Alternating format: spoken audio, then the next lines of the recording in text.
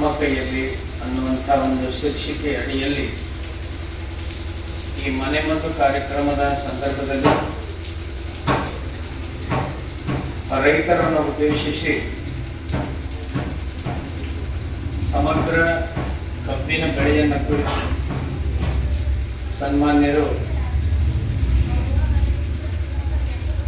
ಎಲ್ಲ ತರಹದ ಪದ್ಧತಿಗಳನ್ನು ಕುರಿತು ರೈತರಿಗೆ ಮಾರ್ಗದರ್ಶನವನ್ನು ಮಾಡಿದ್ದಾರೆ. ಈ ಸಂದರ್ಭದಲ್ಲಿ ವೇದಿಕೆ ಮೇಲಿರುವಂತಹ ಎಲ್ಲ ಗಣ್ಯಮಾನ್ಯರಿಗೂ ವಂದನೆಗಳನ್ನು ಸಲ್ಲಿಸಿ, ಇಲ್ಲಿ ನೆರೆದಿರುವಂಥ ಎಲ್ಲ ಸಮಾಜ ಬಾಂಧವರೇ, ಮಾತಾ ಭಗಿನಿಯರೇ, ತಮಗೆಲ್ಲರಿಗೂ ನಮಸ್ಕಾರ.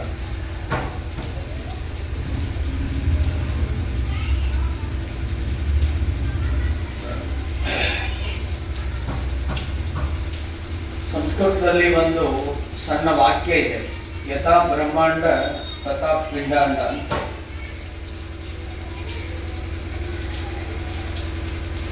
ಭೂಮಿಯಲ್ಲಿ ಯಾವ ರೀತಿ ಸತ್ವ ಇರುತ್ತೆ ಅದೇ ರೀತಿ ಮನುಷ್ಯನ ದೇಹದಲ್ಲೂ ಅದೇ ರೀತಿ ಸತ್ವ ಇದೆ. ಭೂಮಿ ಸರ್ವನಾಶ ಆಯಿತು ಅಂದ್ರೆ ದೇಹವು ನಾಶ. ಪಂಚಮಹಾಭೂತಗಳು ಭೂಮಿಯಲ್ಲೂ ಇದ್ದಾವೆ, ಕಾಣಿಸ್ತವೆ, ದೇಹದೊಳಗೂ ಇದೆ. ಪಂಚಮಹಾಭೂತಗಳಿಲ್ಲ ಅಂದ್ರೆ ದೇಹ ಬೆಳೆಯಂಗಿಲ್ಲ.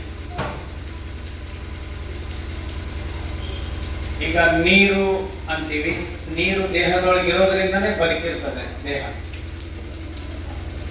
ಅಗ್ನಿ ಅಂತ ಹೇಳ್ತೀವಿ, ಅಗ್ನಿ ದೇಹದೊಳಗೆ ಇದ್ರೇನೆ ಮನುಷ್ಯ ಬದುಕ್ತಾನೆ, ಇಲ್ಲಿಕಂದ್ರೆ ಇಲ್ಲ.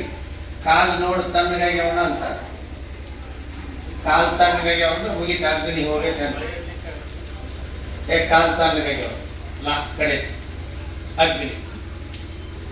ಗಾಳಿ ದೇಹದೊಳಗಿರಲಿಲ್ಲ ಅಂದ್ರೆ ಬದುಕುದಿ.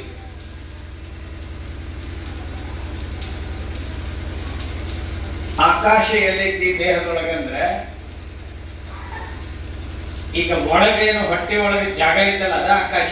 ಅದು ಪೂರ ತುಂಬಿತ್ತಂದ್ರೆ ಹೂನಾಗೈತೆ ಅಂತ, ಒಳಗ್ ಘಾಟಿ ಆಗೈತೆ ಅಂತ, ಅವನು ಸತ್ಬಿಟ್ಟು.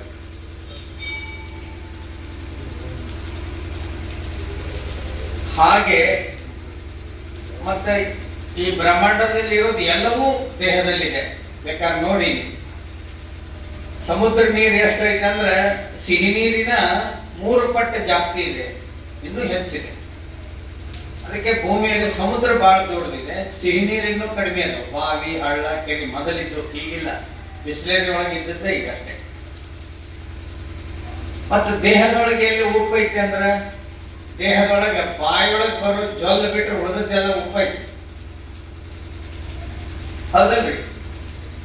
ಅದು ಉಪ್ಪು ಬರಕತ್ತಂದ್ರೆ ಇನ್ನೇನ್ ಬಾಳ ದಿನ ಹೋಗುದಿಲ್ಲ ಅಂತ. ರಕ್ತ ನೋಡ್ರಿ ಉಪ್ಪು ಇರ್ತತಿ, ಮೂತ್ರ ಉಪ್ಪು ಇರ್ತದೆ, ಮತ್ತು ಶ್ಲೇಷ ಕಫಗಳೆಲ್ಲ ಉಪ್ಪಿರ್ತಾವ. ಅಂದ್ರೆ 75 ಭಾಗ 80 ಭಾಗ ಉಪ್ಪಿರ್ತದೆ. ಬಾಯಲ್ಲಿ ಏನಾದ್ರು ಈಗ ಒಂದು ನಿಮ್ಮ ಗಲಗಲಿ ಪೇಡ ಅಂತ ಅಂದ ಕೂಡಲೇ ಒಂದಿಟ್ಟು ಜಲ್ನಾಗ ಏನಾದ್ರು ಸಿಹಿ ಬರ್ತದೆ, ಅದಷ್ಟ ಸಿಹಿ. ಈಗ ಸಾಹೇಬ್ರು ಹೇಳುವಾಗ ಒಂದಿಷ್ಟು ಇವತ್ತಿನ ಕೃಷಿ ನೀತಿಗೆ ಅನುಗುಣವಾಗಿ ಕೆಲವೊಂದಿಷ್ಟು ಸಂಗತಿಗಳನ್ನ, ರೈತರನ್ನ ಹೇಗೆ ಮುಂದೆ ತರಬೇಕು, ಭೂಮಿಯನ್ನು ಹೇಗೆ ಉಳಿಸ್ಬೇಕು ಅನ್ನೋದನ್ನ ಸೇರಿಸಿಕೊಂಡಂತೆ ಕೆಲವೊಂದು ಹೇಳಿ. ಒಂದು ವಿಚಿತ್ರ ಅಂದ್ರೆ, ಈಗೊಂದು 50 ವರ್ಷದ ಹಿಂದೆ ಹೋದ್ವಿ ಅಂದ್ರೆ ನಾವು ಪ್ರತಿಯೊಬ್ರು 6, 8, 10 ರೊಟ್ಟಿ ತಿಂತಿದ್ರೆ ಅವಾಗ ಪ್ರತಿಯೊಬ್ಬರು. ಈಗೂ ಎಲ್ಲಾರು ಒಬ್ರು ಇದ್ದಾರೆ. ಆಗ ಜನಸಂಖ್ಯೆ ಒಂದು 40 ರಿಂದ 50 ಕೋಟಿ ಇರ್ಬೋದು. ಅವ್ರು 10, 12 ರೊಟ್ಟಿ ತಿಂತಿದ್ರು. ಈಗ 130 ಕೋಟಿ ಇದಾರ, ಯಾರು 3 ರೊಟ್ಟಿ ಮೇಲೆ ತಿನ್ನಂಗಿಲ್ಲ. ಈಗ ಬೆಳೆದಿರೋದಕ್ಕೂ ಅವ್ರು ತಿನ್ನೋದಕ್ಕೂ ಸರಿ ಐತಿ. ಪ್ರಕೃತಿನೇ ಹಂಗೆ ತಗೊಂಡ್ ಬಂದೈತೆ ಮೇಂಟೈನ್ ಮಾಡ. ಇಲ್ಲಾಂದ್ರೆ ಹಂಗೆ 10, 12 ರೊಟ್ಟಿ ತಿಂದಿದ್ರೆ ಇಲ್ಲಿ ಬಡಲಾಟಾಗಿ. ನಮ್ಮ ಅಜ್ಜ ಒಬ್ಬನ ಬೆಳೆಯಾಕತ್ತಿದ್ದಂತ ಹೊಲ್ದಾಗ, ಸುತ್ತಮುತ್ತ ಅವ್ರು ಬಂದು ಬಿಡಿಸ್ಕೊಂಡ್ರ. ಏನ್ ಮಾಡ್ಯಾನ್ರಿ ಇವ, ಏನಾದ್ರು ತುಡುಗ್ ಮಾಡ್ಯಾನ್ರಿ? ಇಲ್ಲ, ಇವ ನಮ್ಮ ಮನೆಯಾಗ ಬಾರಿಗೆ ಬರುವಾಗ 12 ರೊಟ್ಟಿ ತಿಂತೇನೆ ಅಂತಿದ್ದ, ಈಗ ಬರೀ 4 ತಿಂತಾನ, ಅದಕ್ಕೆ ಬೆಳೆಯಾಕತ್ತೇನೆ. 12 ತಿಂದ್ರೆ ಇಟ್ಕೊಂತೀನಿ, ಇಲ್ಲಿಕಂದ್ರೆ ಇಲ್ಲ. ಈಗ ಯಾರು ಹಂಗ ಅಷ್ಟು ತಿಂತಾನಂತಂದ್ರೆ ಅವ್ನು ಇಟ್ಕೊಳ್ದೆ. ಯಾಕ ರೊಟ್ಟಿ ಮಾಡೋರೇ ಇಲ್ಲ. ಗುಟ್ಕ 12 ತಿಂಗಳು ಕೊಡ್ತಾರೆ. ರೊಟ್ಟಿ ತಿಂದ್ರೆ ಕೊಡಂಗಿಲ್ಲ. ಇಂಥ ಒಂದು ವಿಚಿತ್ರವಾದ ಕಾಲಘಟ್ಟದಲ್ಲಿ ನಾವೆಲ್ಲ ಇದ್ದೇವೆ. ಅದ 50 ವರ್ಷದ ಹಿಂದೆ ಹೋದ್ರೆ ಇವತ್ತು ಏನೇನು ಕೃಷಿಯಲ್ಲಿ ಆವಿಷ್ಕಾರಗಳಾಗಿವೆ ಅವು ಯಾವುದೂ ಇರಲಿಲ್ಲ, ಎಲ್ಲವೂ ರೈತನೇ ಮಾಡಿಕೊಂಡು. ಈ ಎರೆಹುಳು ರೈತನ ಮಿತ್ರ ಅಂತ ಓದಿದ್ವಿ. ಈಗ ಅದು ಇಲ್ಲ, ಅದನ್ನ ಏನು ಹೇಳುವುದರ ಇಲ್ಲ ಅದು ಭೂಮಿಯೊಳಗೆ. ಹೀಗಾಗಿ ಮಣ್ಣಿನಲ್ಲಿ ಗುಣವು ಕಡಿಮೆ ಆಯ್ತು ಅಂದ್ರೆ ಬೆಸ್ಟ್ ಮಾತು ಹೇಳಿದ್ರೆ ಅಂದ್ರೆ ಭೂಮಿಗೆ ಬೆಳೆಗೆ ಕೊಡಕ್ ಹೊಂಟೀವಿ ನಾವು, ಮಣ್ಣಿಗೆ ಕೊಡಬೇಕು ಅನ್ನೋ ಮಾತನ್ನ ಹೇಳಿ. ಇನ್ನು ಅತಿ ಹೆಚ್ಚು ಕಬ್ಬು ಬೆಳೆದವ್ರದ್ದು ಹೇಳಿ. ಕರೆ ಅಂದ್ರೆ ಕಬ್ಬು ಬೆಳೆಯುವುದು ಕಬ್ಬು ತಿನ್ನಕ ಮತ್ತು ಬೆಲ್ಲ ಮಾಡಕ. ಆದ್ರೆ ಈಗ ಸಕ್ಕರೆ ಮಾಡಕ ಏನೇನ್ ಹಾಕ್ತಾರ ಹೇಳಿದ್ರು, ಬೆಲ್ಲಕ್ಕೆ ಏನೇನ್ ಹಾಕ್ತಾರ ಅಂತ ಹೇಳಿದ್ರು. ನಾವೆಲ್ಲ ನೋಡಿ ಬಂದಿವ. ಒಂದ್ ನೋವು ಏನಾಗತ್ತಂದ್ರೆ ನಮ್ಮ ದೇಶದವರೇ ನಮಗೆ ಗೊತ್ತಿಲ್ಲದಂತ ರೀತಿ ಒಳಗ ಬೆಳೆದು ಅದನ್ನ ಮೋಸ ಮಾಡಿ ಅದಕ್ಕೆ ಕೆಮಿಕಲ್ ಹಾಕಿ ನಮ್ಮವ್ರಿಗೆ ತಿನ್ಸಕತ್ತಾರಲ್ಲ, ಇದೊಂದು ಪಾಪದ ಕೆಲಸ ಅಂತೇಳಿ ಅವ್ರಿಗೆ ನೋವಾಗೈತಿ. ಅದಕ್ಕಂದು ಹೇಳಕ್ ನಮಗೂ ನೋವಾಗೈತಿ. ಅದೇ ಇರ್ಲಿ, ಇದಕ್ಕಿಂತ ಕೆಟ್ಟ ಏನಂತ ನಾವ್ ಏನ್ ಹ್ಯಾಕ್ ಮಾಡ್ತಾನ ಬೆಲ್ಲ ಅವನ ಅದನ್ನು ತಿಂತಾನ. ಅದು ಇದಕ್ಕಿಂತ ಕೆಟ್ಟ. ಬರೀ ಬೆಲ್ಲ ಒಂದ ಅಲ್ಲ, ಬೆಲ್ಲದ ಮೇಲೆ ಕಣಜರ್ ಕುಂದಿರ್ತಿತ್ತು ಮೊದಲ. ಅದಕ್ಕೆ ಗೊತ್ತಾಗೈತಿ ಈಗ ಜಡ ಐತೆ ಅಂತೇಳಿ ಅದನ್ನ ನಾವು ತಿನ್ನಾಕ. ಕಿರಾಣಿ ಅಂಗಡಿ ಬೆಲ್ಲ ಜೇನು ಹುಳ, ಬೆಲ್ಲದ ಮೇಲೆ ಕಣಜರ್ಗಿ ಜೇನು ಹುಳ ಕುಂದಿರ್ತೀವಿ, ಈಗ ಕುಂದ್ರಂಗಿಲ್ಲ. ಇನ್ನು ನೀವು how to make the sugar ಅಂತ ಹೊಡೆದ್ರೆ ಅಂದ್ರೆ ಹೆಂಗ್ ತಯಾರು ಮಾಡ್ತಾರೆ, ಏನೇನ್ ಬರ್ತದ ಅದಕ್ಕೆ ಕೆಮಿಕಲ್, ಪ್ರತಿ ವಾರಕ್ಕೊಂದು ಹೊಸದ್ ಬರ್ತದ, ಅದಕ್ಕೆ ಏನೇನ ಹಾಕ್ಬೇಕಂತೆ ಅದನ್ನ ತಿನ್ನಾಕತ್ತೀವಿ. ಇದು ಯಾಕೆ ನೋವಾಗತ್ತಂದ್ರೆ ಈ ದೇಶದೊಳಗ ಒಬ್ರು 1400 ವರ್ಷ ಬದುಕಿದ್ರು. ಯಮನೂರಪ್ಪ 1400 ವರ್ಷ ಬದುಕಿದ್ದು ಇವತ್ತಿಗೂ ಉಲ್ಲೇಖ ಇದೆ. 710 ವರ್ಷ, 600 ವರ್ಷ, 500 ವರ್ಷ, 300 ವರ್ಷ ಬದುಕಿದವರಿದ್ರು ಈ ದೇಶದೊಳಗೆ. ಈಗಲೂ ಒಬ್ರು ಬರ್ತಾರೆ, 250 ವರ್ಷದವ್ರು ಬರ್ತಾರೆ, ನಾವು ನೋಡಿದವರು. ನಮ್ಮ ಸಿದ್ಧಗಂಗಾ ಶ್ರೀಗಳು 111 ವರ್ಷ ಬದುಕಿದ್ರು. ಹಂಗಂದ್ರೆ ಅವರೆಲ್ಲ ಈ ಫಾರ್ಮಸಿ ಬಂದ ಮೇಲೆ, ಇಂಗ್ಲಿಷ್ ಔಷಧಿ ಬಂದ ಮೇಲೆ ಹುಟ್ಟಿದವರಲ್ಲ ಅವರು, ಅದಕ್ಕಿಂತ ಮತ್ತೆ ಹುಟ್ಟಿದ್ರು. ಯಾವುದೇ ಔಷಧ ಅನ್ನೋದು ಗೊತ್ತಿಲ್ಲದೆ ಬದುಕಿರೋರು. ವೃಕ್ಷಾಯುರ್ವೇದಂ ಅಂತ ಒಂದು ಪುಸ್ತಕ ಇದೆ, ಅದರ ಹೆಸರು ವೃಕ್ಷಾಯುರ್ವೇದಂ. ಪುಸ್ತಕ ಸಿಗುತ್ತದೆ. ಇನ್ನು ಭಾರತೀಯ ಸಂಸ್ಕೃತಿ, ಭಾರತೀಯ ವಿಜ್ಞಾನ ಪರಂಪರೆ ಅಂತ ಒಂದು ಪುಸ್ತಕ ಇದೆ. ಅದಕ್ಕೆಲ್ಲ ಆಧಾರ ಯಾವುದಂದ್ರೆ ಉಪನಿಷತ್ನಲ್ಲಿ. ಉಪನಿಷತ್ತಿನಲ್ಲಿ ಕೇವಲ ಕೃಷಿ ಮತ್ತು ಆಹಾರದ ಬಗ್ಗೆ 100 ಶ್ಲೋಕಗಳದ ಉಪನಿಷತ್ತಲ್ಲಿ. ಆ ಉಪನಿಷತ್ತು ತಗಿಸ್ಕೋರಿ ನೀವು, ತೈತ್ರಿಯ ಉಪನಿಷತ್ ಅಂತ ಹೊಳೆಗೆ ಬರುತ್ತೆ. ಆ ತೈತ್ರಿಯ ಉಪನಿಷತ್ನಲ್ಲಿ ಏನ್ ಹೇಳ್ತಾರಂದ್ರೆ, ಈ ಎಲ್ಲಾ ಔಷಧಿಗಳಲ್ಲಿ ಏನೇನು ಗುಣ ಇದೆಯಲ್ಲ ಅದ್ರ ಇರೋದ್ರ 90% ಗುಣ ನಮ್ಮ ಆಹಾರದಲ್ಲಿ ಇದೆ. ಇದು ಬ್ಯಾಡ್ ಕೆಮಿಕಲ್ ತಯಾರಾಗಿದೆ, ಅದು ನ್ಯಾಚುರಲ್ ಆಗಿದೆ. ಅದಕ್ಕೆ ಶ್ಲೋಕ ಬರ್ತಾರ, ನೀನು ಹುಟ್ಟಿರುವ ಸುತ್ತಮುತ್ತಲು ಬೆಳೆಯುವಂತ ಸಸ್ಯ ರಾಶಿಯಲ್ಲೇ ಸಂಪೂರ್ಣ ನಿನ್ನ ಆರೋಗ್ಯ ಅಡಗಿದೆ ಅಂತ ಒಂದು ಶ್ಲೋಕ ಇದೆ. ಆ ಸಸ್ಯಗಳೇನು ನಾವು ಅದಕ್ಕೆ ಕೆಮಿಕಲ್ ಹಾಕಿರ್ಬೇಕಾದ್ರೆ ಅದು ಹಂಗೆ ಇದೆ. ಒಂದು ಹೆಸರು ಹೇಳ್ತೇನೆ, ಹಂಗ ನೆನಪಿಟ್ಕೋರಿ. ಈಗ ನೆನಪಿನ ಶಕ್ತಿನೂ ಬಹಳ ಕಡಿಮೆ ಇದೆ. ಮೊನ್ನೊಂದು ಮನೆಯಾಗ ಈಗ ಏನೋ ಅಪರೂಪಕ್ಕೆ 5 ಮಕ್ಕಳು ಅಂತ, ಹುಡುಗರ ಹೆಸರು ನೆನಪಿಲ್ಲಂತೆ. ಆಕೆ ಕೇಳ್ತಾಳ, ನಿನ್ನ ಹೆಸರು ಇಲ್ಲ ಅಂತ ಹೇಳಿ. ಅಂದ್ರೆ ಈ ಧಾರಾವಾಹಿ ನೋಡಿ ಇವತ್ತೇನು ಸೀರೆ ಉಟ್ಕೊಂಡಾಳ, ನಾಳೆ ಅಂತ ಉಡ್ತಾಳ, ಬರೀ ಇದನ್ನೇ ನೋಡಕ್ ಹೋಗಿ ಹುಡುಗರದ ಹೆಸರು ಮಾಡ್ಬಿಟ್ಟು.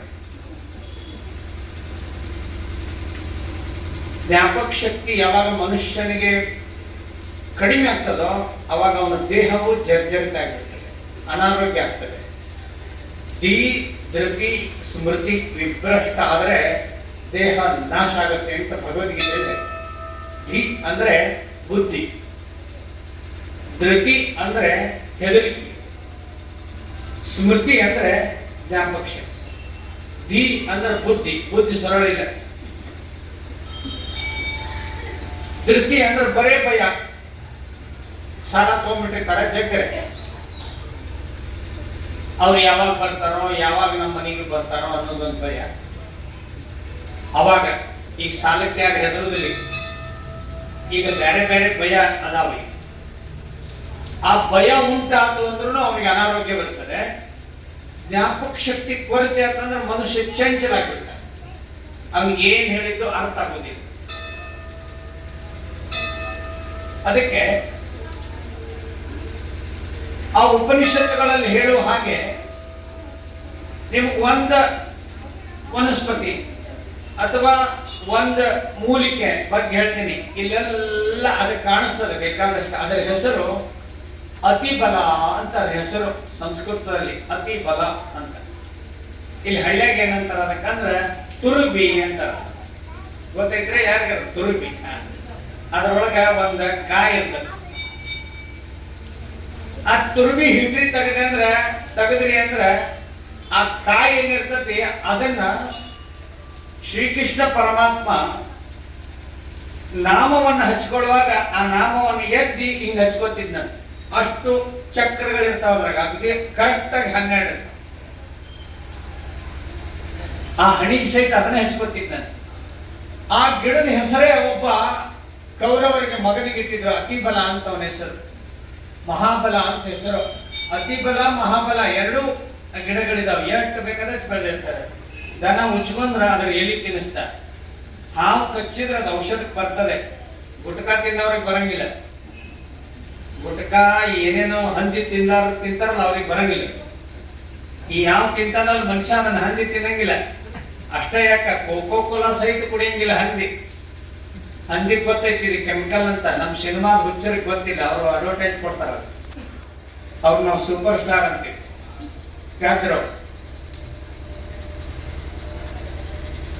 ಈ ಅತಿಬಲವನ್ನ ಯಾರ್ಯಾರು ಬಳಸಿದ್ರು ಅಂತೇಳಿ ಅದ್ರ ಹಿಸ್ಟ್ರಿ ತೆಗೆದ್ರೆ, ಉಕ್ಕಿನ ಮನುಷ್ಯನನ್ನೇ ಪುಡಿ ಮಾಡಿದ್ದ ಧೃತರಾಷ್ಟ್ರ, ಅವನು ಅದನ್ನು ಉಪಯೋಗಿಸಿದ್ದ ಅಂತಿದೆ.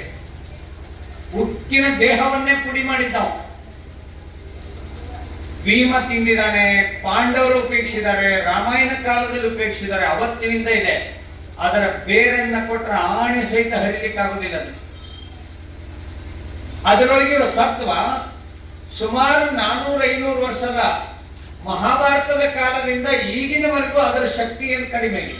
ಅದು ಹಂಗೆ ಐತಿ, ಯಾಕಂದ್ರೆ ರಾಸಾಯನಿಕ ಯಾರು ಹಾಕಿಲ್ಲ, ಅದು ತಗೊಳಂಗಿಲ್ಲ. ಅಂತ ಅಮೂಲ್ಯವಾಗಿರ್ತಕ್ಕಂಥ ಗಿಡಮೂಲಿಕೆಗಳು, ವನಸ್ಪತಿಗಳು ಮತ್ತು ಸಾಂಬಾರ್ ಪದಾರ್ಥಗಳು ಬೆಳೆಯುವಂತ ದೇಶ ಇದು. ಎಷ್ಟಿದೆ ನಮ್ಮ ದೇಶದಲ್ಲಿ ಆ ಸಸ್ಯ ರಾಶಿ ಅಂದ್ರೆ ಒಟ್ಟು 21 ಲಕ್ಷ ಸಸ್ಯ ರಾಶಿ ಇದೆ ಭಾರತದಲ್ಲಿ. ಬೇರೆ ದೇಶದಲ್ಲಿ ಇಲ್ಲ. ಅವ್ರು ಭೂಮಾತಾನೆ ಅಂತ ಕರೆಯೋದಿಲ್ಲ. ಅಲ್ಲಿ ಯಾರೋ ಹೋಗಿ ಅಮೇರಿಕ ಮಾತಾ ಕೀ ಅಂದ ಕೂಡಲೇ ನಗ್ತಾರೋ, ಜೈ ಅನ್ನಂಗಿಲ್ಲ. ಆ ದೇಶ ಅಂದ್ರೆ ತಾಯಲ್ಲ ಅವ್ರಿಗೆ, ಅದೊಂದು ಲ್ಯಾಂಡ್ ಅಷ್ಟೇ. ಈ ಭೂಪ್ರದೇಶದಲ್ಲಿ 21 ಲಕ್ಷ ಸಸ್ಯ ರಾಶಿಗಳಿದಾವೆ. ಅವು ಎಲ್ಲವೂ ಒಂದಲ್ಲ ಒಂದು ಔಷಧಿಗೆ ಬರ್ತವೆ. ಈಗ ಅತಿಬಲದ ಹೇಳಿದ್ನಲ್ಲ, ಆ ಅತಿಬಲದ ಒಂದು 4-5 ಎಲೆ ತಗೊಂಡು ಸಣ್ಣಗ ಕುಟ್ಟಿ ನೀರಾಗ ಹಾಕಿ ಕುಡಿದ್ರಿ ಅಂತ ಇಟ್ಕೋರಿ. ನಿಮ್ಗೆ ಅಕಸ್ಮಾತ್ ಹೊಟ್ಟೆ ಜಾಡಿಸ್ತಿ ಅಂತಂದ್ರೆ ನಿಮ್ಗೆ ತಾಕತ್ತಿಲ್ಲ ಅಂತ, ಅಷ್ಟು ತಾಕತ್ತಿದೆ ಅದರಲ್ಲಿ. ಅದನ್ನು ಕುಡಿದ್ರು ಅವ್ನಿಗೆ ಏನಾಗಲಿಲ್ಲ ಅಂದ್ರೆ ಅವನ ದೇಹ ಸಾವಯವ ಇದೆ, ಆರ್ಗ್ಯಾನಿಕ್ ಇದೆ ಅಂತ ಅರ್ಥ. ಹಾವು ಕಚ್ಚಿದ ವಿಷವನ್ನೇ ನಾಶ ಮಾಡುತ್ತದು. ಇಂಥ ಎಷ್ಟು ವನಸ್ಪತಿಗಳಿದಾವ ಅಂದ್ರೆ, ಇದೇ ಉತ್ತರ ಭಾರತದ ಕಡೆ ಕೆಲವು ರಾಜ್ಯಗಳಲ್ಲಿ ಒಂದು ವನಸ್ಪತಿ ಸಿಗ್ತದೆ, ಹೇರಳವಾಗಿ ಸಿಗ್ತದೆ. ಅದು ಭಾರತ ಬಿಟ್ಟು ಬೇರೆ ದೇಶಕ್ಕೆ ಎಷ್ಟು ಹಣಕ್ಕೆ ಹೋಗ್ತದೆ ಅಂದ್ರೆ 1 ಕೆಜಿಗೆ 2 ಲಕ್ಷ ರೂಪಾಯಿ ಅಂತ. 1 ಕೆಜಿಗೆ 2 ಲಕ್ಷ. ನಮ್ಮವ್ರು ಅದನ್ನ ಏನು ನೋಡಂಗಿಲ್ಲ, ಅದನ್ನ ತಿನ್ನಂಗೂ ಇಲ್ಲ, ಅದನ್ನ ನೋಡಂಗಿಲ್ಲ, ಅದೇನು ಗೊತ್ತಿಲ್ಲ. ಎಲ್ಲರಿಗೆ ಕುಂತವ್ರಿಗೆ ನನ್ನೂ ಸೇರಿಕೊಂಡು ನಿಮಗಷ್ಟೇ ಹೇಳ್ತಾರ. ಅವ್ರಿಗೇನು ಅಂತ ಅನ್ಕೋಬೇಡ್ರಿ. ಕೋಲಾ ಅಂದ್ರೆ ಗೊತ್ತಿಲ್ಲ, ಇಲ್ಲ ಇಲ್ಲ ನಾವೆಲ್ಲರೂ Pepsi, Maaza, Citra, panipuri bread, biscuit, ice cream, chocolate, cake, Kurkure, pizza, burger ಗೊತ್ತಿಲ್ಲದವ್ರು ಇಲ್ಲ ಇಲ್ಲ. ಅಕಸ್ಮಾತ್ ಬಿಸ್ಕಿಟ್ ಬ್ರೆಡ್ ತಿಂದೇ ಇರೋ ಮಗ ಹುಟ್ಟೇ ಇಲ್ಲ ಈ ಭೂಮಿ ಮೇಲೆ.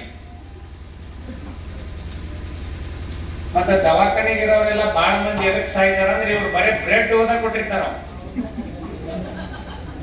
ಒಂದ್ ಚೀಲ ಬ್ರೆಡ್, ಬಿಸ್ಕಿಟ್, ಸ್ವಲ್ಪ ಇನ್ನೊಂದಿಟ್ಟು ಬಾಳ ಸಾಲಿ ಕಲ್ತಿದ್ರ ಅಂದ್ರ ಪೆಪ್ಸಿ, ಸಿಟ್ರಾ ತಗೊಂಡೋಗಿ ಅವ ಅದನ್ನ ತಿಂತಾನ. ಅದು ಒಟ್ಟ ಹೊರಗೆ ಬರಂಗೇ ಇಲ್ಲ, ಅಲ್ಲೇ ಉಳಿದ್ ಬಿಡ್ತದ ಅದು. ಯಾಕಂದ್ರೆ ಜೀರ್ಣ ಆಗಂಗಿಲ್ಲ, ಜೀರ್ಣ ಆಗೇ ಬಿಟ್ಟಿರ್ತದ ಅದು ಮೊದ್ಲ. ಆಮೇಲೆ ಒಂದ್ 8 ದಿನ ಆದ್ಮೇಲೆ ತ್ರಾಸ ಶುರು ಆಕತಿ. ಒಬ್ಬರಿಗೆ ಕಿವ್ಯಾಗ ಹೇಳ್ತಾರ, ಅವ್ನು ಕೇಳ್ತಾನ, ಬಿಲ್ ಎಷ್ಟ ಅಂತ ಹೇಳಿ 85 ಲಕ್ಷ ಅಂತಾರ, ಸತ್ ಬಿಡ್ತಾನ. ಅದಕ್ಕೆ ಸಾಯಿದ್ದಾರೆ. ಎಷ್ಟು ಮಜಾ ಅಂದ್ರೆ ಭಾರತದೊಳಗೆ ಕೊರೋನಾ ಬಂತು ಅಂದ್ರಲ್ಲ, ಒಂದು ಅಧ್ಯಯನ ಮಾಡಿದ್ರೆ ಭಾರತದಲ್ಲಿ ಭಿಕ್ಷುಕರು ಒಬ್ರು ಸಾಯಲೇ ಇಲ್ಲಂತೆ. ಬಟ್ ಮಾಸ್ಕ್ ಹಾಕೊಳ್ಳಿಲ್ಲ, ಕೈನು ತೊಳ್ಕೊಳ್ಳಿಲ್ಲ, ಆಮೇಲೆ ಯಾವುದು ಪಾಲನೆ ಮಾಡಲಿಲ್ಲ, ಒಬ್ರು ಸಾಯಲಿಲ್ಲ. ಇವರು ದೊಡ್ಡ ಬಾಳಿರೋರು, ಸಾವುಕಾರರು, ಎಸಿ ರೂಮ್ನಾಗಿರೋರು ಸತ್ತರು. ಅವ್ರು ಕೊರೋನಾ ಬಂದು ಸಾಯಲಿಲ್ಲ, ಮನ್ಯಾಗ ಕೂರೋಣ ಅಂತ ಕುಂತಿದ್ರಲ್ಲ ಅದಕ್ಕೆ ಸತ್ತರು ಮಾನಸಿಕ ಆಗಿ. ಹೀಗಾಗಿ ಈ ಸಂದರ್ಭದಲ್ಲಿ ಕಡಿಮೆ ಜನ ಬಂದಾರೆ ಅಂತಂದ್ರು. ಹೌದು, ಕಡಿಮೆ ಜನ ಬಂದ್ರೇನೆ ಸ್ವಲ್ಪ ಗಮನ ಕೊಟ್ಟು ಕೇಳಕ್ ಆಗ್ತದೆ. ಬಾಳ ಗದ್ದಿದ್ರೆ ಏನಾಗ್ತದೆ, ಸುಮ್ನೆ ಚಪ್ಪಳಿ ಹೊಡೆದ್ ಬಿಡ್ತಾರ ಅಲ್ಲಿ ಗದ್ದಲ್ದಾಗ. ಏನ್ ತಿಳಿಲಿ ಬಿಡಿ. ಅದಕ್ಕೆ ಬಾಳ ಮಂದಿ ಅನ್ನೋದು ಬೇರೆ, ಬಾಳೋ ಮಂದಿ ಅಂದ್ರೆ ಬೇರೆ. ಇದು ಬಾಳಲಿಕ್ಕೆ ಇಚ್ಛಾ ಇರೋರು ಬಂದಿದ್ದೀರಿ. ನೀವು ಅಷ್ಟ ವಿಚಾರ ತಿಳ್ಕೊಂಡು ನಿಮ್ ಮನೆಗೆ ಹೇಳಿ ನೀವು ಪಾಲಿಸಿದ್ರಿ ಅಂದ್ರೆ ಇವತ್ತು ಬಂದದ್ದು ಸಾರ್ಥಕ ಆಗ್ತದೆ. ಸಾಹೇಬರು ಬಂದಿದ್ದು, ನಾವು ಬಂದಿದ್ದು ಸಾರ್ಥಕ.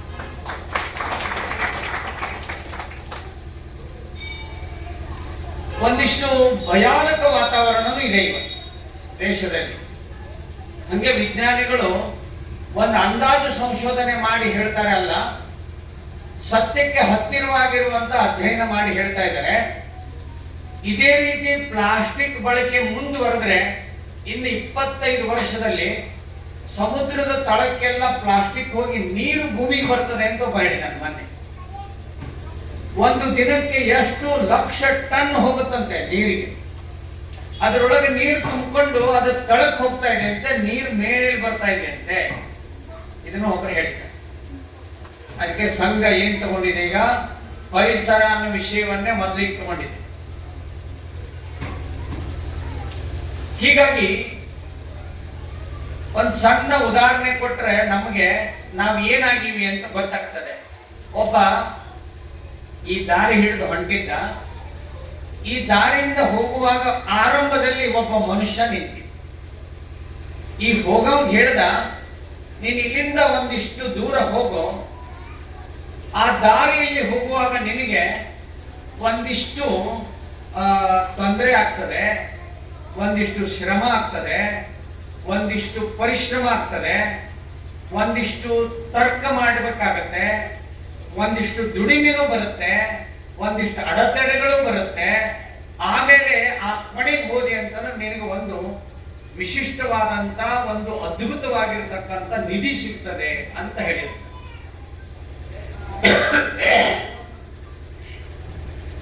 ಹಂಗ ಹೇಳಿ ಅವ ಮಾಯ ಆಗ್ತಾನೆ, ಇವ ಹೋಗ್ಬಿಡ್ತಾನೆ. ಇವನು ಬಹಳ ಬೇಗ ಮುಂದೆ ಹೋಗ್ಬಿಡ್ತಾನೆ.